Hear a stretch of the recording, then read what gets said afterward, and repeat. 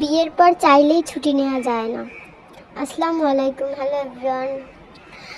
আসলে কথাটা বলার কারণ হলো, একটি মেয়ে বিয়ে হয়ে যাওয়ার পরে যতই অসুস্থ হোক বা যাই হোক না কেন, সংসার, বাচ্চা এবং পরিবারের সবার কথা চিন্তা করতে হয়।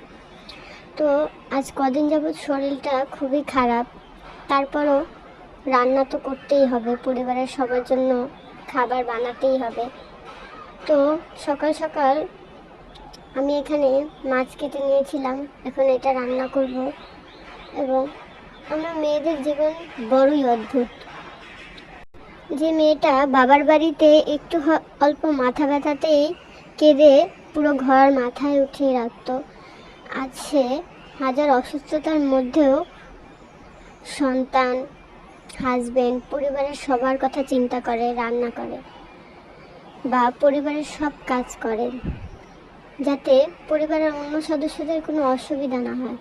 তার মাথায় এই চিন্তাটা থাকে যেন তারা না খেয়ে না থাকে বা তাদের কষ্ট না হয়।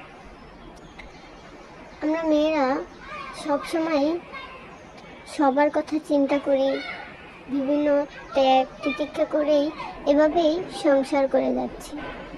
শুধু আমি একা না, আমার মনে হয় অনেক অনেক মেয়েরাই এরকম করে, সবাই করে। আমার মা, আপনার মা, বোন সবাই এরকম করে। তো রান্না শেষে কিছু ফল ছিল, এগুলো আমি ঝুড়ির মধ্যে ঢেলে রাখছি।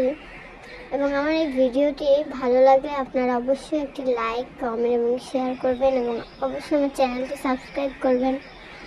নতুন যেহেতু আস্তে আস্তে আরও সুন্দর করে ভিডিও আপলোড করার চেষ্টা করব, এবং আশা করছি আমার ভিডিওটি সম্পূর্ণ দেখেছেন। আল্লাহ হাফেজ।